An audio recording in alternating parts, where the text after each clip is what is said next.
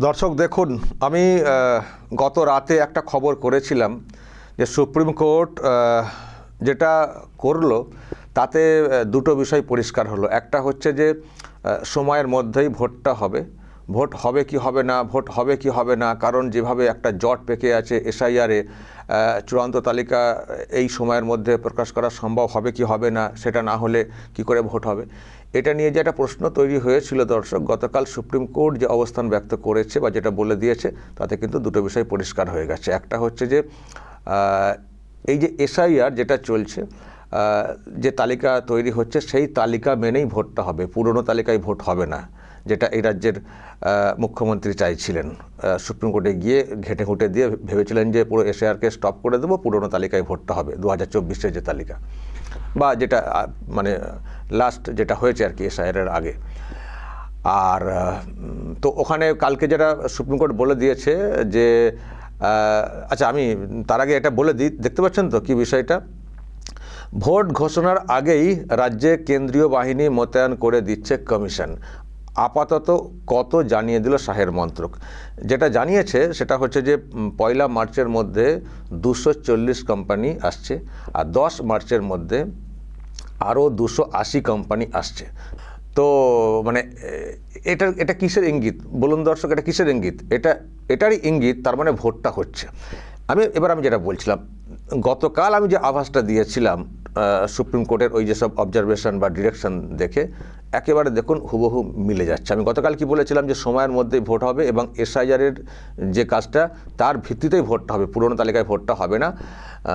তো যা দেখতে পাচ্ছি কমিশনের যে তৎপরতা গতকালকের হিয়ারিংয়ের পরে, তার মানে সময়ে ভোটটা করানোর দিকেই এগোচ্ছে এবং সেই জন্যে একেবারে সেন্ট্রাল ফোর্স আনা শুরু করে দিয়েছে।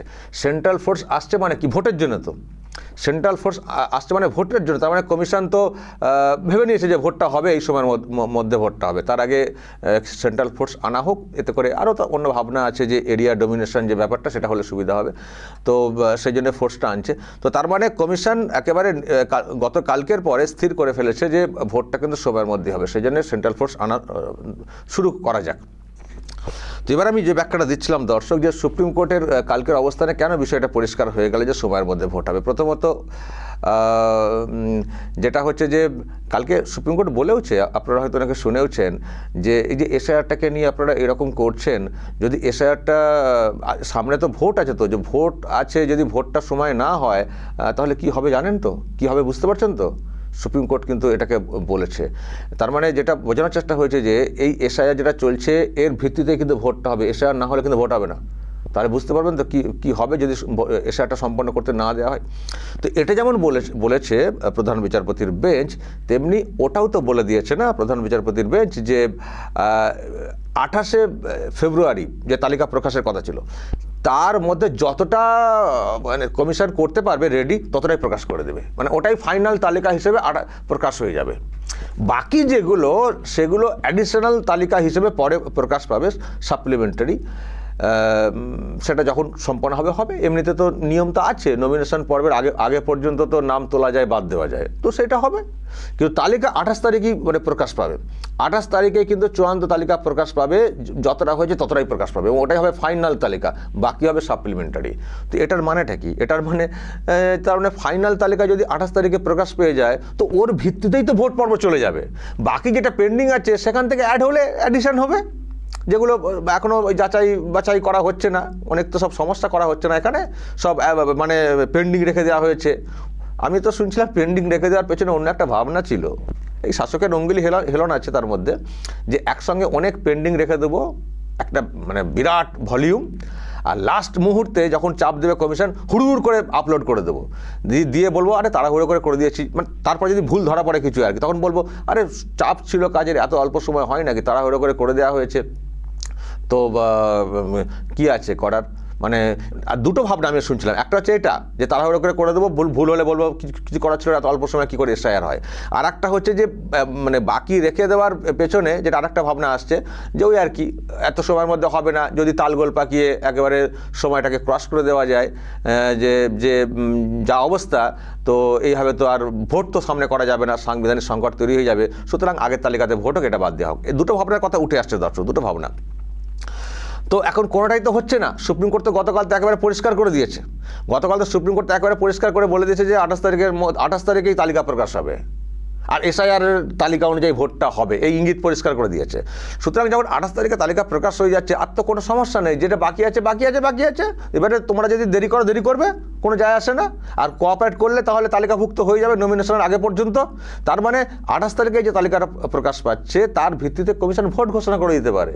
আর ভোট ঘোষণা হয়ে গেলে, শিডিউল দিয়ে দিলে, এটা হবে না যে বাকি যে পেন্ডিংটা আছে সেটা এখনও সম্পন্ন হয়নি, তাহলে ভোট কী করে হবে, ওটা কিন্তু হবে না। শিডিউল যদি ঘোষণা করে দেয় নির্বাচন কমিশন, তখন পর্যন্ত নমিনেশনের দিন পর্যন্ত যতটা হবে তার ভিত্তিতে ভোট হয়ে যাবে, তার ভিত্তিতেই ভোটটা হয়ে যায়। ফলে ভোট করতে কিন্তু এই মুহূর্তে কমিশনের কাছে আর কোনো বাধা নেই, যেহেতু 28 তারিখে পার্টলি মানে তালিকা প্রকাশের কথা মানে অনুমতি দিয়ে দিয়েছে সুপ্রিম কোর্ট। পার্টলি বললে ভুল হবে, ওটাই ফাইনাল, বাকিটা সাপ্লিমেন্টারি।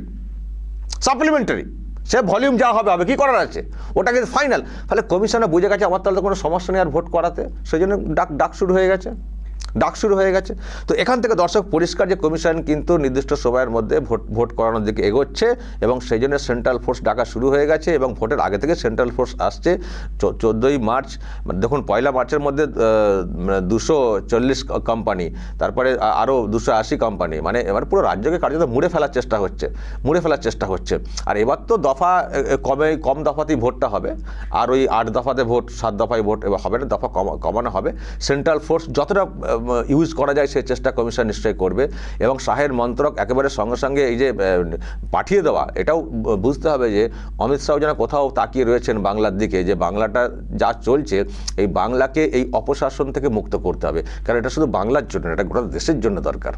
আপনারা শুনেছেন, উনি নিজে বলেওছেন যে বাংলাতে পরিবর্তনটা বাংলার জন্য তো অবশ্যই, বাংলার ভালোর জন্য, কিন্তু দেশের জন্য এটা জরুরি, কারণ এটা একটা থ্রেট হয়ে গেছে গোটা দেশের কাছে, নিরাপত্তার দিক দিয়ে একটা থ্রেট হয়ে গেছে বাংলাতে যে সরকারটা চলছে। ফলে একে হঠাৎই হবে, বাংলাতে একটা রাষ্ট্রবাদী সরকারের প্রয়োজন রয়েছে। উনি বিজেপির নাম নেননি, কিন্তু শুধু বলেছিলেন যে রাষ্ট্রবাদী সরকার, যা সত্যি এই দেশটাকে নিজের দেশ হিসেবে মনে করে।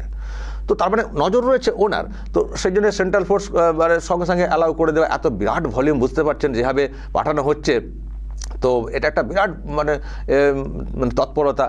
সুতরাং এখান থেকে পরিষ্কার যে যারা অনেকে মনে করেন যে বাংলাকে মনে হচ্ছে ছেড়িয়ে রাখতে চাই বিজেপি, কিন্তু আর যাই হোক অমিত শাহ কিন্তু বাংলাকে ছাড়তে চান না। আপনারা দেখবেন অমিত শাহের চোখে মুখে হাবভাবে বক্তব্যে বাংলাকে ওনার চাই। বিজেপির আর উপরে আর কোন নেতা কীভাবে চলেন কে জানে, কিন্তু অমিত শাহের কাছে বাংলা কিন্তু একটা বড় ফ্যাক্টর, এবং বাংলায় ক্ষমতায় আসার জন্য উনি কিন্তু মরিয়া। সুতরাং আর উনি তো জানেন বিজেপির যেই পদেই এসে যান না কেন, মানে ওনার কথাই তো এখনও কোথাও আমরা বুঝতে পারি যেন ওনার কথাই শেষ কথা, এই টাইপের। সুতরাং উনি যখন চাইছেন বাংলায় পরিবর্তন হোক, এবং যে তৎপরতা যে সেন্ট্রাল ফোর্সকে যেভাবে পাঠানো হচ্ছে, ফলে এবার কিন্তু একটা মডার্ন কামড় যে ওনারা নেবেন, এটা কিন্তু পরিষ্কার।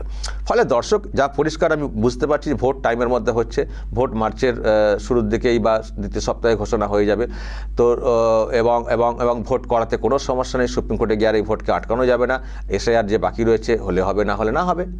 আর যারা জুডিশিয়ারি লোকজন ঢুকছেন, যাদেরকে দায়িত্ব দেওয়া হচ্ছে এই বাকি কাজটা যাচাই বাছাই করা, তারা তাদের মতো করে করবে। জুডিশিয়ারি ওসব উল্টোপাল্টা, যদিও হয়তো ওখানেও প্রভাব খাটানোর চেষ্টা হতে পারে। আমাকে তো কেউ বলছেন, দেখুন হয়তো এবার মলাই ঘটকের ওপরে অনেক দায়িত্ব পড়েছে রাজ্য সরকারের বা শাসকের, যে তুমি দেখো যাদেরকে সব দায়িত্ব দেওয়া হচ্ছে তাদের ব্যাপারে তাদের সঙ্গে কথা বলো, হয়তো চেষ্টা হবে। এদের তো কোনো কিছুতে বিশ্বাস নেই, এরা বিচারপতিদের উপরেও ডিরেক্টলি উল্টোপাল্টা কথা বলতে শুরু করেন, আবার প্রভাব খাটাতে শুরু হয়। এরকম তো উদাহরণ তো সামনে অনেক এসছে। ফলে চেষ্টা হবে, কিন্তু ততটা হবে না যতটা এইআরওদেরকে দিয়ে ওনারা করতে চাইছিলেন, ততটা আর করতে পারবেন না। কারণ বিচারকরা ভালো করে জানেন যে যদি একবার দেখুন এখন এইআরওদের বিরুদ্ধে ব্যবস্থা হচ্ছে, তো যদি বিচারকদের কোনো গাফিলতি ধরা পড়ে যায়, তো মানে বেইজ্জতি ব্যাপার হয়ে যাবে। আবার সুপ্রিম কোর্ট এটাও বলে দিয়েছে যে এই যে বিচারকদেরকে নিয়ে যে কমিটি যারা এই ঝাড়াই বাছাইটা করবে, সেই সিদ্ধান্তই কিন্তু সুপ্রিম কোর্টের সিদ্ধান্ত। তারপরে সুপ্রিম কোর্টের আন্ডারে ওনারা কাজ করছেন। ফলে মলাই ঘটক যতই ছটফট করুন না কেন, পারবেন কি সাইজ করতে পারবেন না, কারণ এটা খুব কঠিন একটা কাজ। প্রত্যেকের প্রেস্টিজ আছে, আর কেনই বা করবেন বিচারপতিরা। আর এইরকম একটা মহৎ কাজ, দেশের একটা এসআইআর স্বচ্ছ ভোটার তালিকা তৈরির কাজ হচ্ছে, অবৈধদেরকে বাদ দেওয়া, এটা কি করতে পারেন যারা বিচারক হিসেবে শপথটা নিয়েছেন? ফলে যতই ওনারা চেষ্টা করুন, আশা করি অনেক ভালো কাজ হবে। আর সবথেকে বড় সমস্যা হয়ে গেল তৃণমূল কংগ্রেসের, আমি কালকেই বলেছি, গলা দিয়ে দেওয়া না। সুপ্রিম কোর্টে গিয়ে ওনারা বেশি এ করতে যাবেন, না ওনাদের নেত্রী সুপ্রিম কোর্টে গিয়ে বিরাট জাহির করতে যাবেন যে আমি লড়তে এসেছি, না এরকম ফাঁদে পড়ে যাবেন। হয়তো ভাবতে পারেনি যে এরকম একটা অর্ডার হয়ে যাবে। এখন আবার এটাকেই ওনারা বলছেন এটা আমাদের জয়। কী করে বলছেন আমাদের জয়? আমি জানি না। আমাদের জয় মানে কি? আবার কি ভাবছেন যে নিজেদের প্রভাব খাটিয়ে করে নেবেন? যান না, করুন।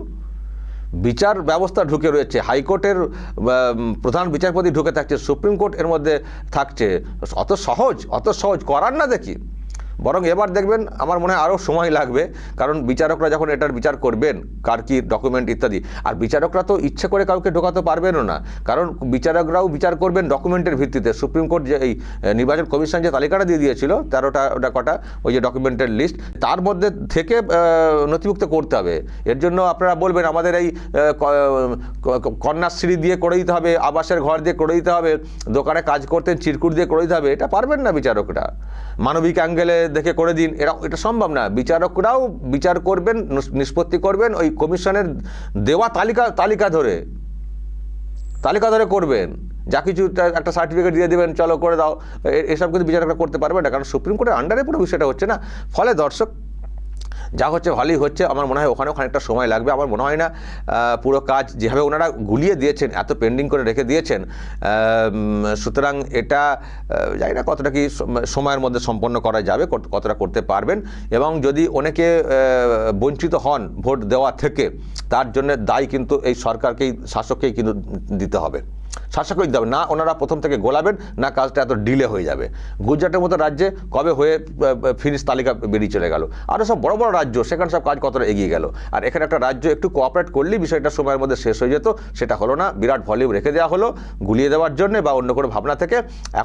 এখন মানে কমিশনের তো ভোট ঘোষণা করে দেবে, যেহেতু সুপ্রিম কোর্ট একটা ক্লিয়ারেন্স কার্য দিয়ে দিয়েছে। ফলে এখন এই সময়ের মধ্যে সবকটা ঠিকমতো করে সম্পন্ন করা যাবে কিনা সেটা দেখতে হবে। না গেলে শাসকের দায়, যারা বাদ থাকবেন বৈধ ভোটার হয়েও শাসকের দায়। ফলে যারা যেখানে আছেন বৈধ ভোটার, ঠিকঠাক ডকুমেন্ট প্লেস করুন, ফালতু ওই তৃণমূলের পাল্লায় পড়বেন না। সর্বনাশটা ওনারা মানে তৃণমূলের লোকেরা করে দিচ্ছেন, ওদের পাল্লায় না পড়ে যখন বিচার ব্যবস্থাতে ঢুকছে ঠিকঠাকভাবে নিজেদের ডকুমেন্ট প্লেস করে বিচারের মাধ্যমে আপনারা নামটা নথিভুক্ত করেন। ফালতু ওনাদের পাল্লায় পড়বেন না। অনেক গুলিয়েছেন ওনারা, আর অনেক সর্বনাশ করেছেন। আর না। আর তৃণমূল কংগ্রেসের মুখে তো কুলুপ এঁটে যাওয়ার কথা, যদিও নির্লজ্জ, ওরা আবার অন্যভাবে ব্যাখ্যা দেবে। আর কিন্তু জ্ঞানেশ কুমারকে দোষ দিলে হবে না। নাম কেন বাদ গেল, জ্ঞানেশ কুমার জবাব দাও, আর কিন্তু বললে হবে না। জ্ঞানেশ কুমার আর কোনো দায়ী নেই কার্যত, কারণ সুপ্রিম কোর্ট পুরো কোর্টের আন্ডারে ফেলে দিয়েছে। আর জ্ঞানেশ কুমারকে বললে হবে জ্ঞানেশ কুমার কেন বাদ দিল। এবার বাদ এলে হাইকোর্টের এই যে বিচার সুপ্রিম কোর্ট বলেছে না এটা আমাদের সিদ্ধান্ত। এবার সুপ্রিম কোর্টের বিচারপতির সম্পর্কে বলবেন, দেবে কত দম আছে। সুপ্রিম কোর্টের বিচারপতির সম্পর্কে বলবেন, এফআইআর করবেন, কত কী করে স্লোগান দেবেন। আর কিন্তু জ্ঞানেশ কুমারের বিরুদ্ধে দোষ দিলে কিন্তু হবে না। ফলে এই অস্ত্রটাও কিন্তু মাঠে মারা গেল আর কি। এই যে এতদিন ধরে জ্ঞানেশ কুমারের দোষ, জ্ঞানেশ কুমার নাম বাদ দিচ্ছেন, এটা যে বলবেন, আর কিন্তু মানুষ কিন্তু খাবেন না।